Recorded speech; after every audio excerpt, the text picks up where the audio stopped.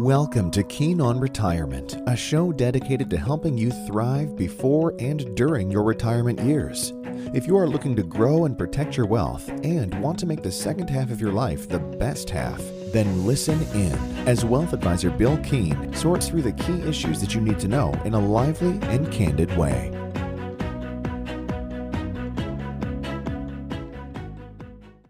Hello, everybody, and welcome to 2026. So, gentlemen, here we are. It's January 2026. We've got the new year, and 2025 is in the rearview mirror, and lots of excitement and opportunity here in the upcoming year and this year. So it's great. Welcome to the new year.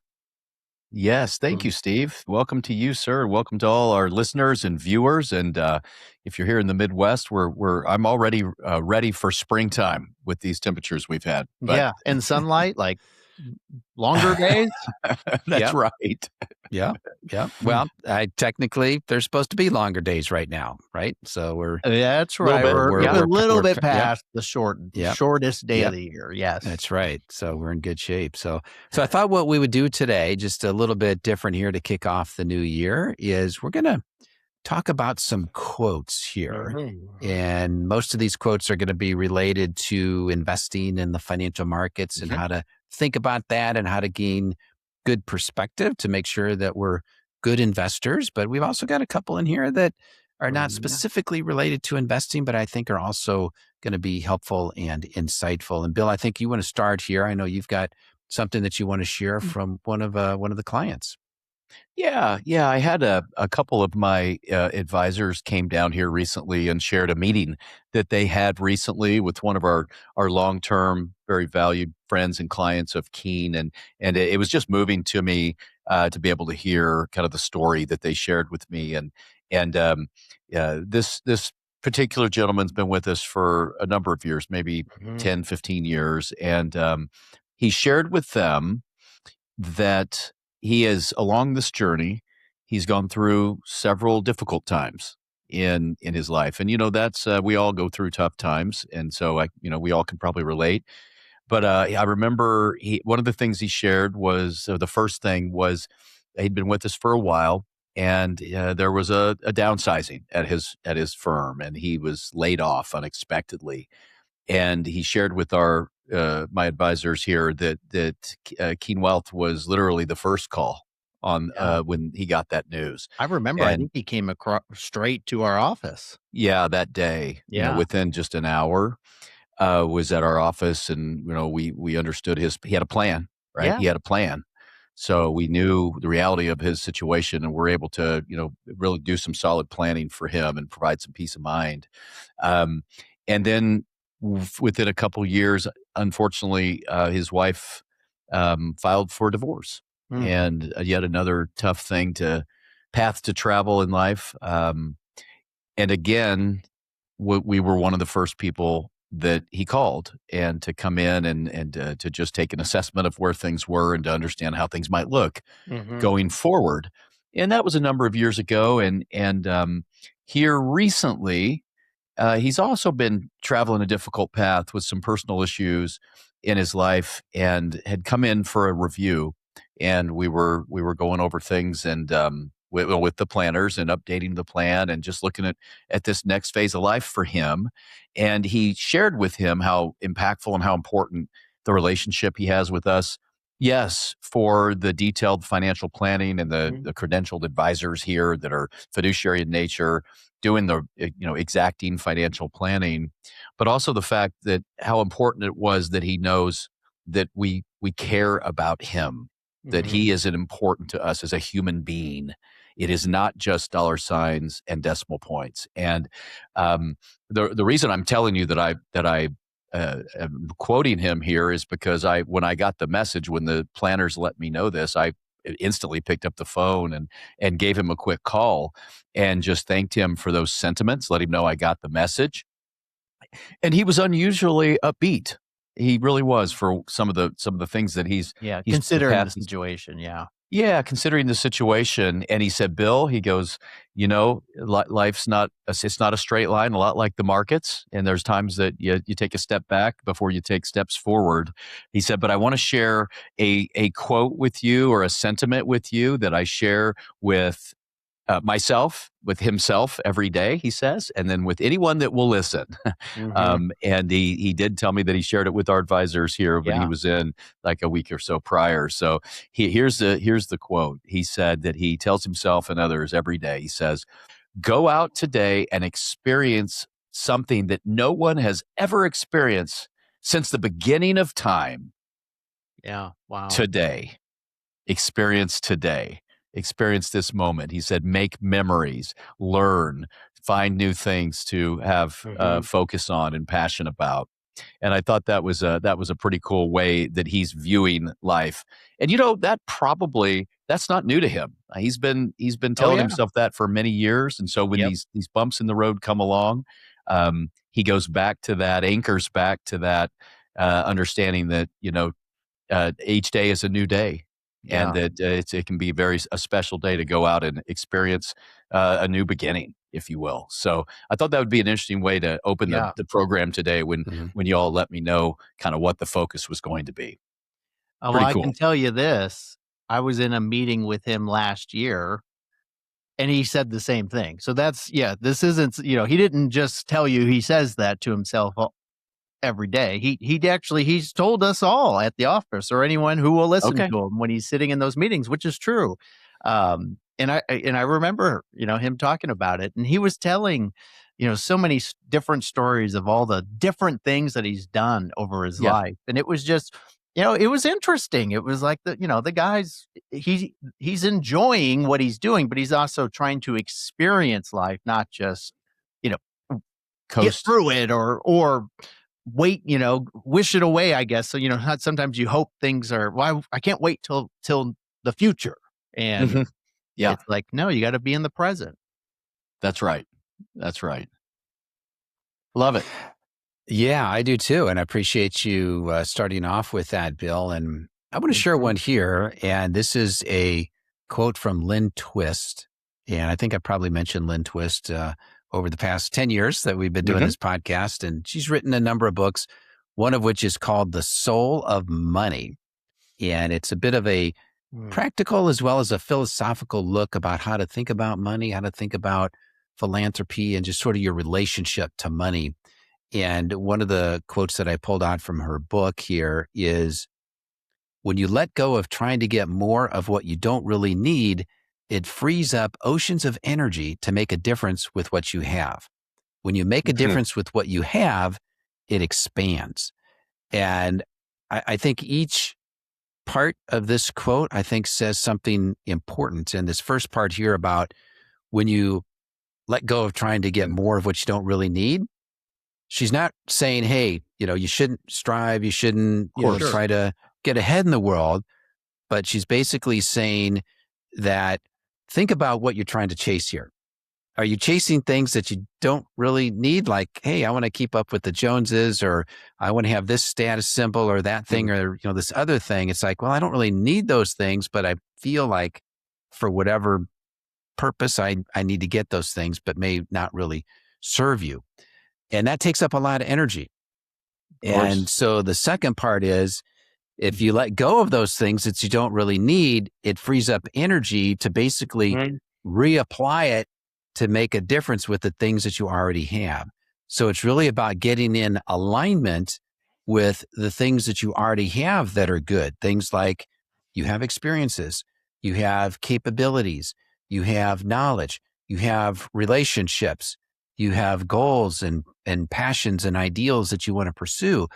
So when you redirect your energy from chasing the stuff that doesn't really matter, which takes up a lot of energy and anxiety and angst, and apply it to what you have that is good and true and real and right, then those things expand.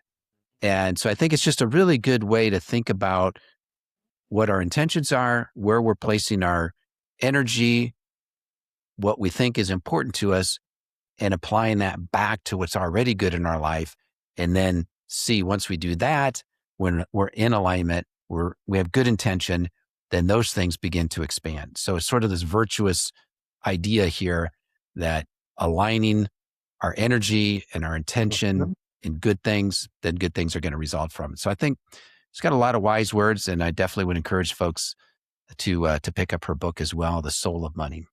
Yes, and Steve, I know that you've interviewed her before a time or two, so you have kind of an intimate knowledge of her and so how she thinks, and you've been able to ask her a lot of questions. So I would ask you now, we've talked about in prior episodes and even in the book, Keen on Retirement, I talk about how my wife and I do a vision board, where it's a big whiteboard, and we think about 1, 3, 5, and 10, and we write down our current ages and what our ages of our kids will be at those times, and then we bring it back to this coming year and the things we want to make sure that we experience and that we create joys and memories.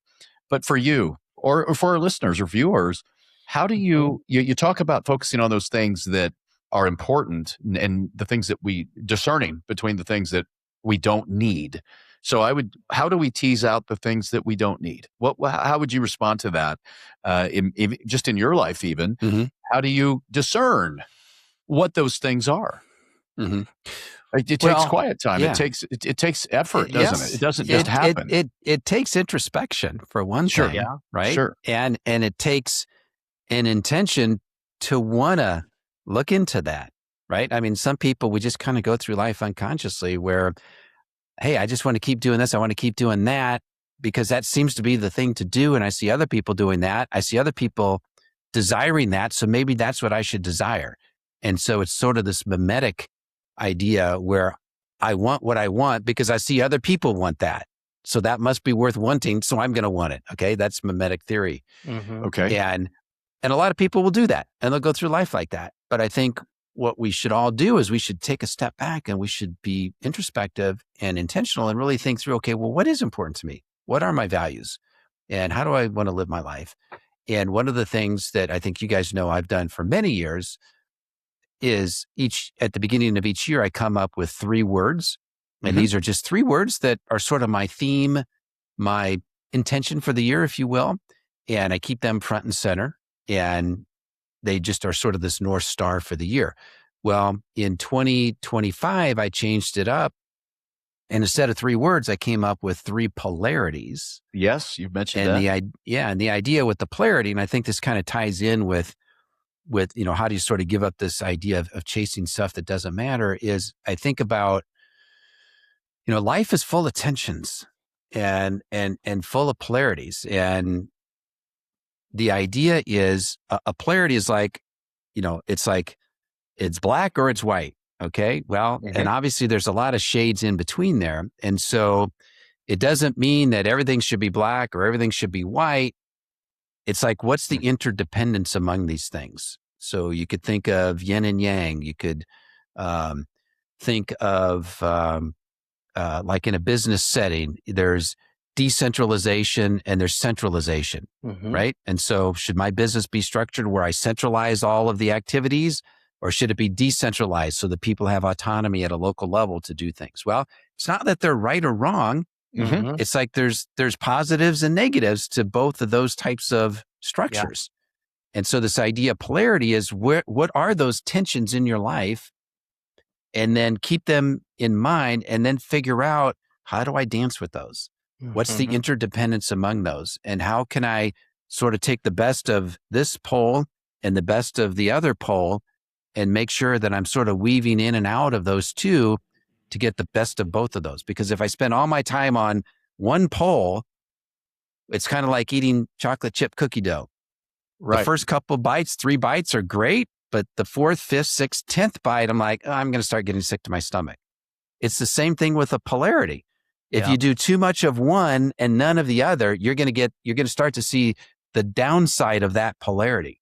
Yes. Which then could become the upside of the other one. And so they're not necessarily opposites, although in many cases they can be.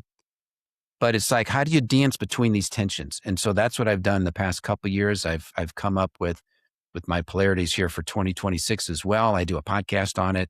Yeah. And I also write them down so that I can be looking at them every day. So that is one exercise or practice that I have that really requires me to be thoughtful in how I want to think through the year and think through what is a focus for me. So I'll tell you one of my polarities for 20. Tell us all of them if you will. Yeah. Please. Yeah. I mean, now you have to, basically. Yeah. So, and some of these, they may not be profound, okay, but this is like where I'm at. So I mentioned in the previous episode about how I want to do more writing in 2026. So one of my polarities is precision poetry. Okay. And in many respects, this relates to writing in the sense that when it comes to writing, I want to be precise, I want to be clear, I want to be articulate, I want to be accurate. But on the other hand, I don't want to just have dry information. I want to do it poetically. I want to write with a poetic sensibility. So it's playing with this sort of this duality of precision in my writing, clarity, but also write it in a way that's engaging and people are like, yeah, I get it. That's a great metaphor or what have you. Yes. Right. So that, and I think it applies to, obviously, to more than just writing. But it's sort of my reminder to just have a poetic sensibility in everything that I do, in addition to trying to be a little bit precise. So that's one of them. A second one is mythos method.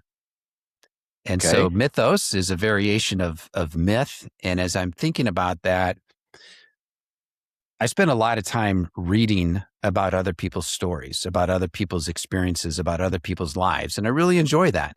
And, it sort of dawned on me that instead of just reading about other people's great stories, like, what's my story? What's the story that I'm living? Sure. What's the meaning of my life? What's the symbolism in my life? So mythos method is my reminder to really think about, well, what is the story of my life? And as I'm getting older and I kind of want to think about what's the through line of my life, so to speak, what's the arc of that?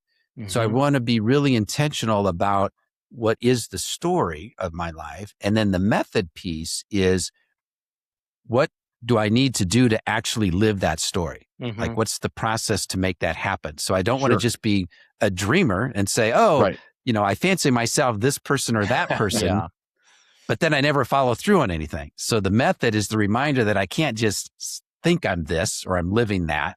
I actually have to have something that makes that happen in reality. And then the third one is compass wind. And you guys know I really picked up sailing here in the past few years. So this is a little bit of a nautical theme. But the idea there is, with a compass, it's setting a direction. Okay. And maybe this is too literal, but it's just about, with the compass, like if you're sailing, like I'm going to, 270 degrees on my compass heading, like that's the direction, that's west. I want to sail that direction. But then we know when you're sailing, the wind blows and we have currents that might take you off course. And so compass wind is sort of this dynamic between, I want to set a direction, I want to know where I'm going, but then I also understand there are factors that come into play that try and knock me off course. And there are times when the wind or the factors or the obstacles might blow me off course. So I need to have discernment to know when that obstacle or that wind that's blowing in my face, I need to know, when is it blowing me onto a new course that might actually be better than the course I was on? Or is it a new course that I need to course correct and get back onto my original direction, because that's not really the course that I want to go and I need to overcome this objection. So, so that's, those are the three there. And again, those are sort of themes that I'm going to be thinking about here in 2026. I love it, Steve. And I would ask you then again, you've been such an incredible host for our program here. For now, I'm every episode I'm quoting the number of episodes. I think we're at 253 now today. But in that light, you mentioned, especially in number 2 that you shared, but in all of them, here's my question for you: what do you do differently? Now, hey, being discerning, you're doing that. You are discerning, and that is something that you've done. But again, not to just be a theorist, but to walk it out. What are you doing to implement these 3 things? Yeah, well, I'll give you an example. Like last year, one of my three polarities was horizon, hearth. And the idea there was the horizon was like looking to the future, and a little metaphorically, again, kind of going back to sailing, is I read a lot of stories about sailors, and they have these fantastic trips. They sail around the world, and they sail around Cape Horn and all these amazing places. And so horizon was my interest in having big adventures. Yes. Okay. But then hearth was home, right? I'm very, very fortunate. I've got an amazing family and kids and grandkids. And so on the one hand, I'm like, oh, how cool would it be to sail around the world? But that takes time away from family. Sure.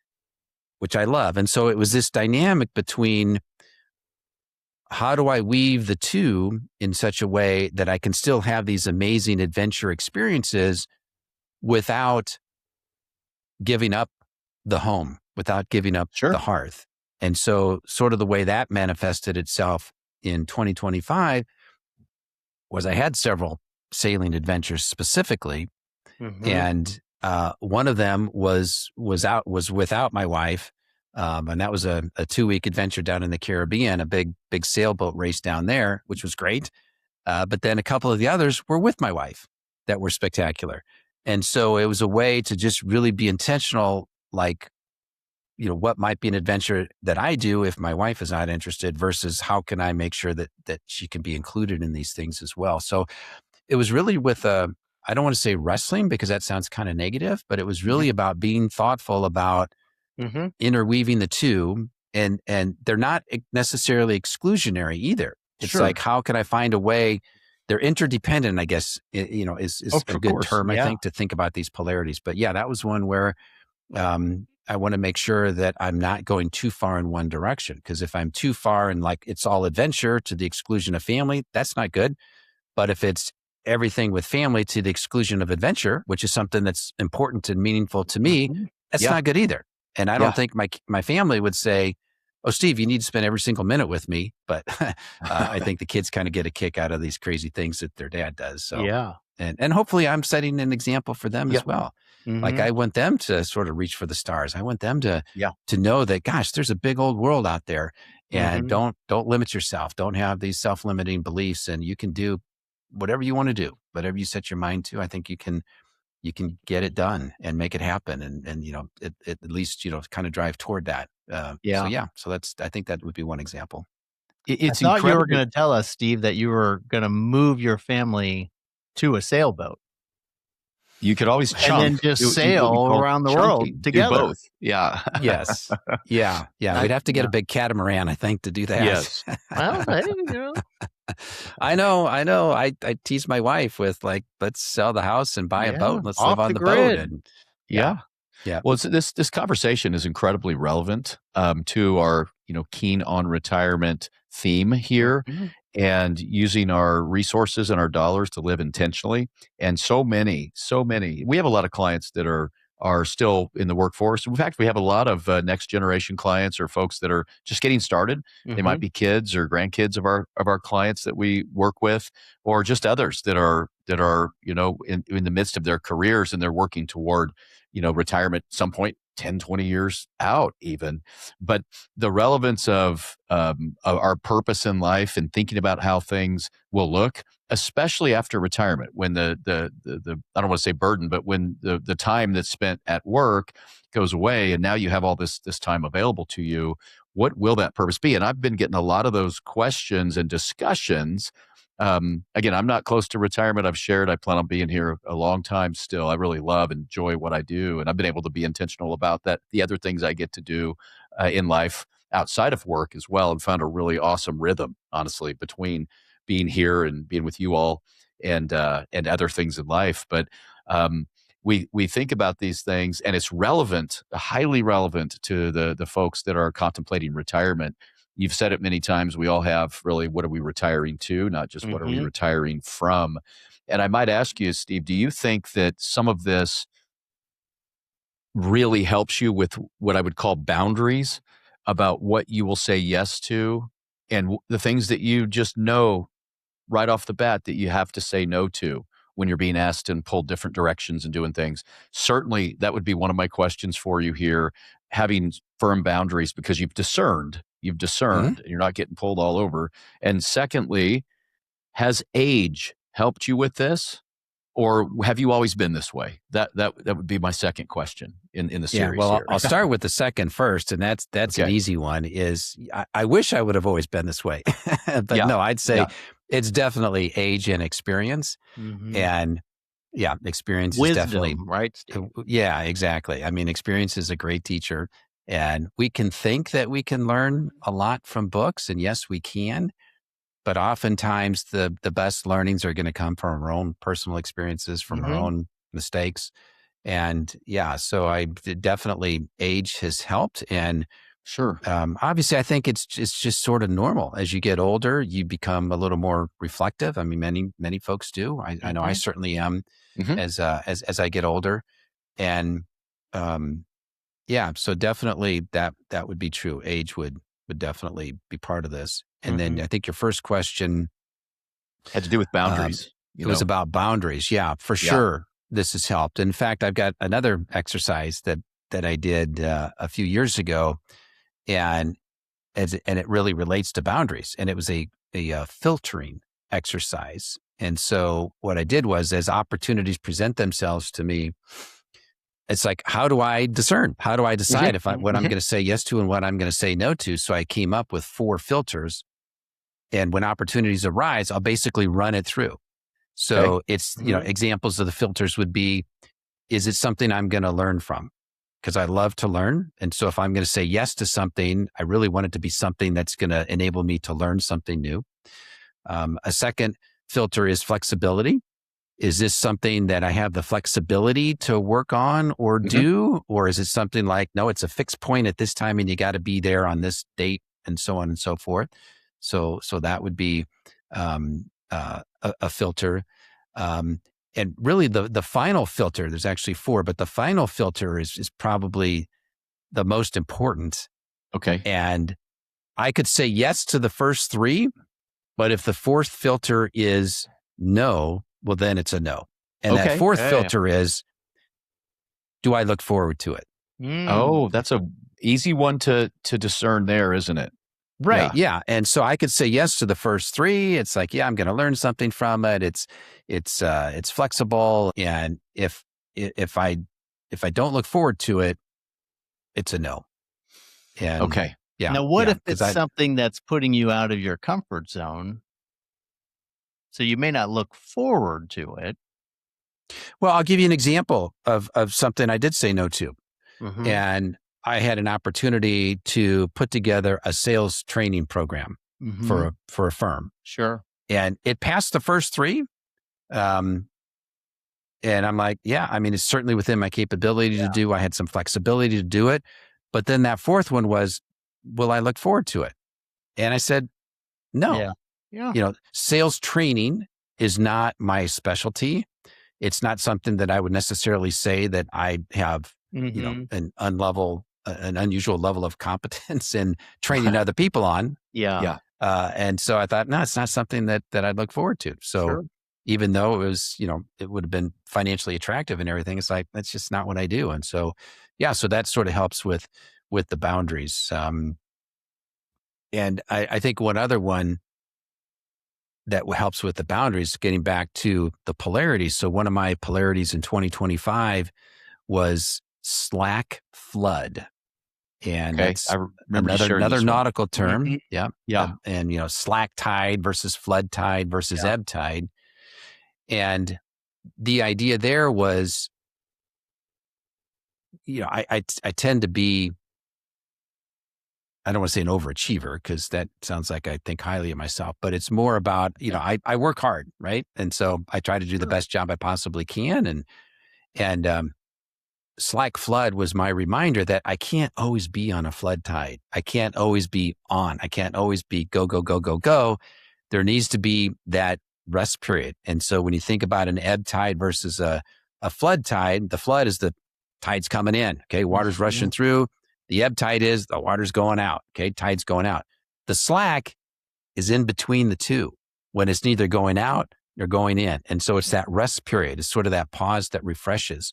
And so the idea of slack flood was, and sort of getting back to boundaries, it's like, I can't say yes to everything. I want to have my pause periods in there. I want to have my relaxation time. And that was sort of prompted in 25 because in 24, I was sick for a few weeks, which was highly unusual for me. And I thought maybe part of it was due, I didn't take enough rest time. Yeah. And so that was an emphasis for 2025. Again, I think that sort of does tie into the boundaries piece of, I got to make sure that I'm not overcommitting myself.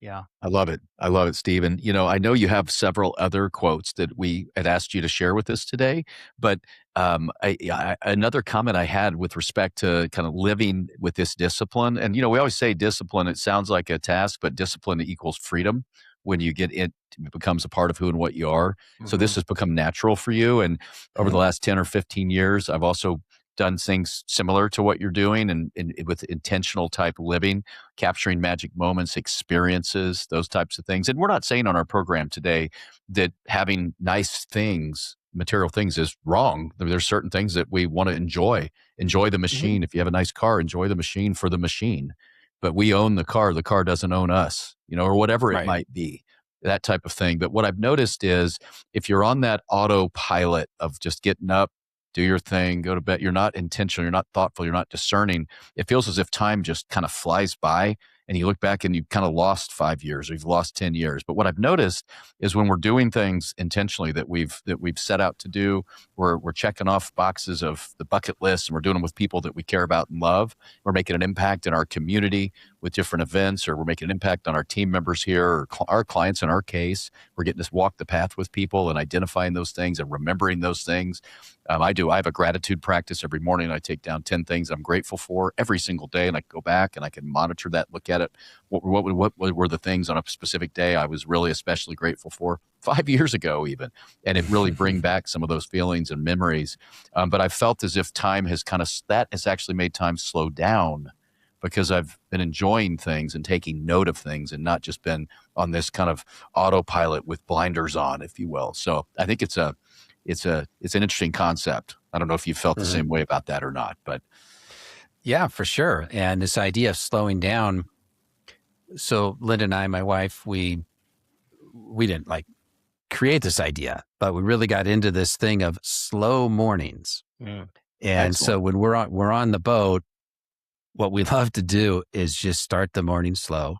And I'm up early. I'm making coffee on the French press and, just really getting into the process of making coffee with the French press and, the little gas stove there in the little galley on the boat and having my coffee and everything's quiet. And then she wakes up and then the sun's coming up over the horizon. We're on anchor and we're sitting in, maybe if it's warm enough, we're out in the cockpit. And, so it's just like starting the day slow and just being intentional with it. And, that's one of the things I like about sailing too, is you can have wild, crazy adventures, but you can also have these peaceful, easy moments as well. And everything in between. I love it. I love it. All good things, food for thought for folks that are identifying kind of how we want to live this. I call it the second half of life in the subtitle of my book, Good stuff. And I think it just all boils down to just be intentional in what it is that you want to do. Don't just sort of, live life unconsciously and just kind of go along and do the same thing that you've always done just because you've always done that. And you've never really asked yourself, is this making me happy? Right. That's a good question to ask yourself is what I'm doing, is what I'm living. Is this making me happy? Yeah. We sit in such an interesting seat, Matt, don't we, in this industry, because we get to do that with folks. It's not just about what stock or bond or ETF or what, portfolio. Oh, that's all important. Of course it's important. It's not about that, but we've really made our practice and our firm here, the process is that we get to help folks. We get to nurture those conversations, Steve, and we get to do it a lot of times with couples too. That haven't necessarily done these things together. It fits into a financial planning process because it's not just about the the assets. I call the investments just the engine. They're just the engine to the plan. But the plan starts with all these things that we're talking, these very things we're speaking of today, which is why we asked you to do this episode and share about you. I mean, Matt, we have kind of a world-renowned host here, and I know. Every so often I like to lean in and have an episode focus on Steve and some of his wisdom, because it is really very valuable, Steve. So I honor that big time. So I appreciate that for sure. You bet. Yeah. Well, let's finish here with maybe 2 or 3 investment related quotes. I think we set a good stage here to really think about, how you want to live your life, and maybe what are some frameworks to think about that, and just to be intentional and be introspective. So, Matt, I think you may have a few quotes here that are worth contemplating. Yeah. So this is an interesting quote, because I wouldn't say it's related to investing and investing principles, but definitely on par with our topic today. And the quote is, "Wealth is the ability to fully experience life." And that's from Henry David Thoreau. So it's, it kind of like what we're talking about. It's like you can just accumulate all these dollars and look at them on a screen, or you can actually experience life. And you don't necessarily have to have more dollars than someone else to experience it either. It's what do you want to do, and how do you want to accomplish that? Love it. So let's just have a little fun here. What else could we say? Wealth is the ability to blank. So Thoreau said, wealth is the ability to fully experience life. I think that was the quote you said there, man. So I'll throw this out. Okay. Wealth is the ability to say no. Sure. I love it. Choice. Yeah. So you've got the ability to not have to you've got that optionality to say no to something. What popped in my head too when you said that was like, wealth is the ability to buy more time. You can do things with your wealth, or hire people, or, hopefully streamline your life in a way that has more time for the things you want to do. Right. Yeah. We can't buy more than 24 hours in a day. Right. I mean, but it's like efficiency, though. We can buy more. We can free up time to do more of what we want to do instead of more of what we feel like we have to do. Yep. Yeah. Now, some people, you can actually lose time because you're dealing with too many things, which is kind of what we talked about, the material side. Yeah. Here's a funny story, though, about what you're saying there, Matt, is, and I've seen this repeated numerous times, where people will say, I finally have got the money now where, I started out cutting the grass at my house, but I finally got the money now where I can pay somebody to cut my grass. And then eventually they get back to, I enjoy cutting the grass. I enjoy cutting the grass. So they get back to cutting the grass, even though they can afford to pay somebody to cut the grass.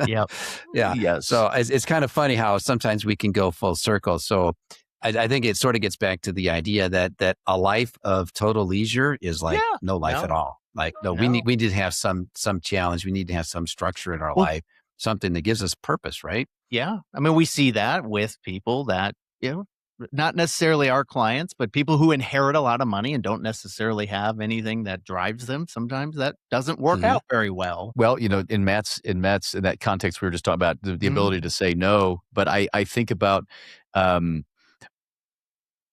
at the end of the day, wealth isn't about numbers. It's about choices, freedom, and peace of mind. Yeah. Optionality. Yeah. I always like to say, it was one from John Templeton. I don't know if you remember this, Matt, but he actually said wealth is gratitude. Wealth is gratitude. He boiled it down to that. He was one of the most wealthiest investors of all time, one of the most successful investors. And he said wealth was gratitude. It doesn't matter what your reality is. If you're walking around malcontent, it doesn't matter. Your state of mind and your gratefulness about the things that you do have define it all. I think he's really simplified it. It is. Yeah. I'm playing on that. So another thing related to Templeton, he was asked one time, what was the greatest investment he ever made?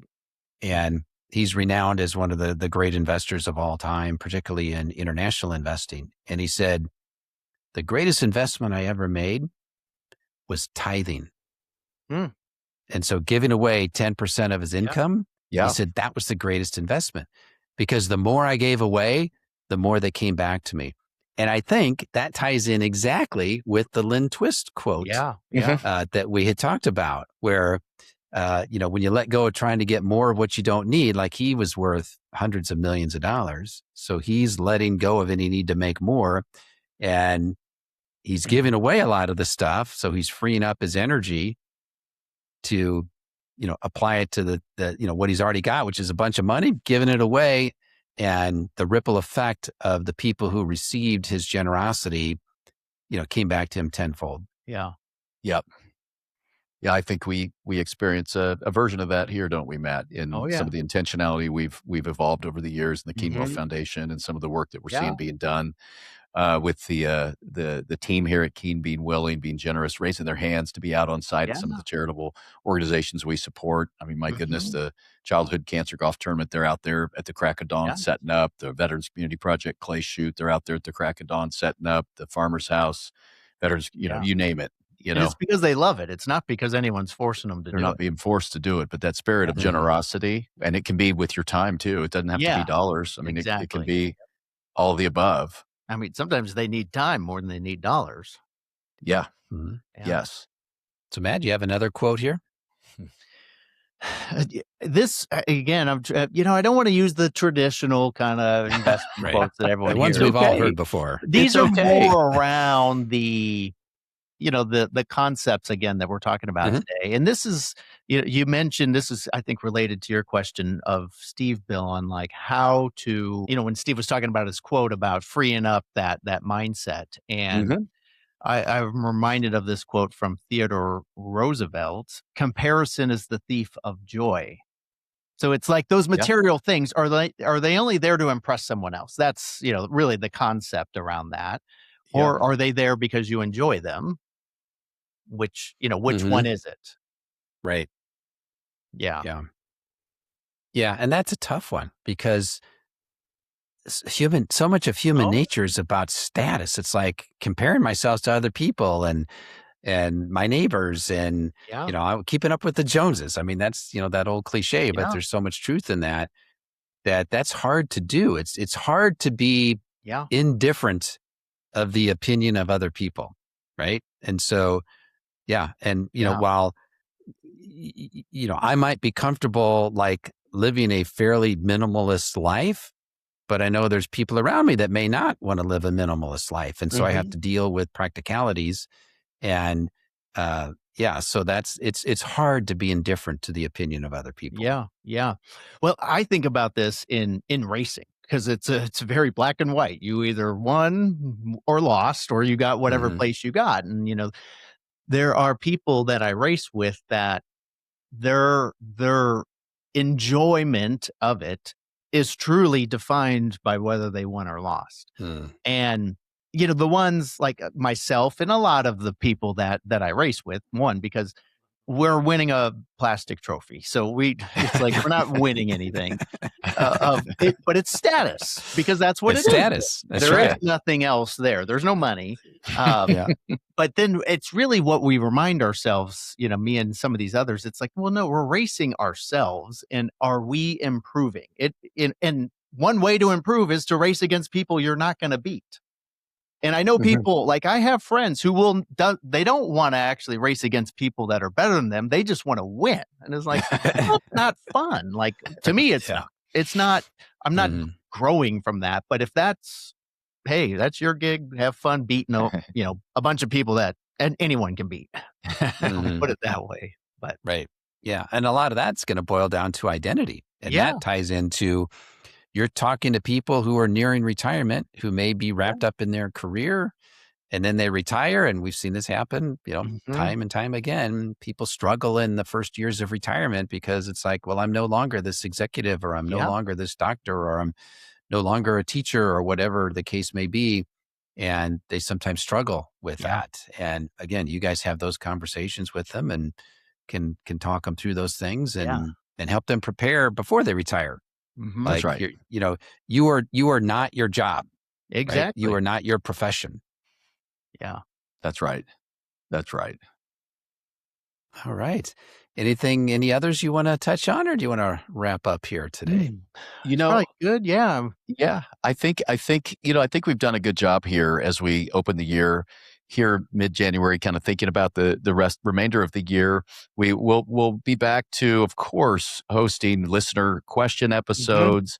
We'll be talking about Roth conversions, the new rules and regulations around the tax brackets and the retirement planning rules, and how we see all that fitting together. Of course, Medicare and the ACA and all the different things that change that we go through and sometimes or a lot of the times on our show. But I think this was a wonderful episode. I would add, and Matt, you can agree with me or not, but as I contemplate what we've talked about today, this whole thing of comparison trap and those things, I'm just honored by the clients that we have the privilege of working with, really across the board, select into the type of folks that have figured out mostly what's important to them, and the whether it's family or whether it's continuing to learn or the things that are passionate to them. Most of them are doing that, and most of them are not in the comparison trap. I'm telling you, like the swath of the people that we get to work with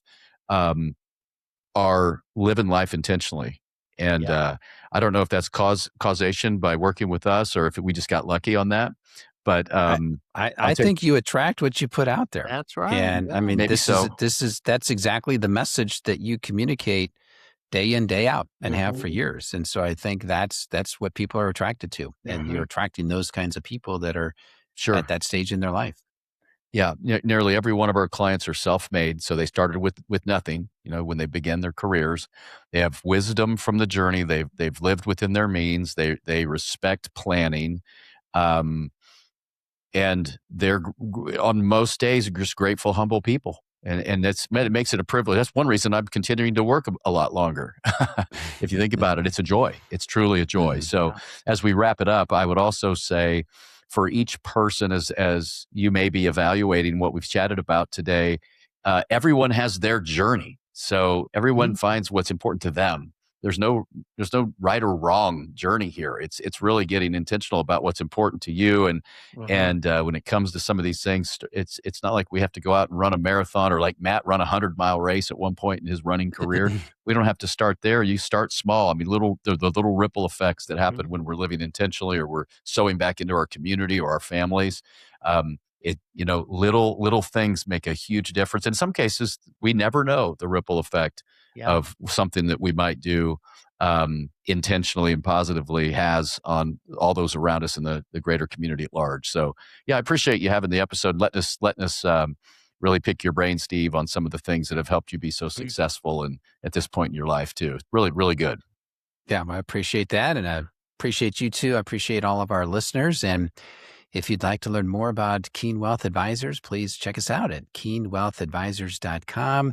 And also you can watch us on the YouTube channel, and please tell all your friends and colleagues about the show, both the YouTube channel as well as the podcast. And we'd love to have more listeners.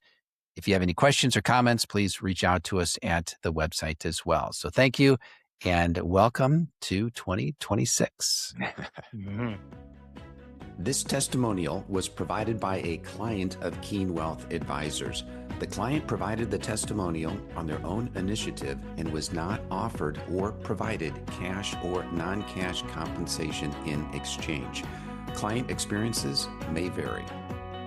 The Steve Sandusky Advisor Network and Belay Advisor are not affiliated with Keen Wealth Advisors. Opinions expressed by Steve are his own and not necessarily the opinions of Keen Wealth Advisors. Keen Wealth Advisors is an SEC-registered investment advisor. Advisory services are only offered to clients or prospective clients where Keen Wealth Advisors and its representatives are properly licensed or exempt from licensure.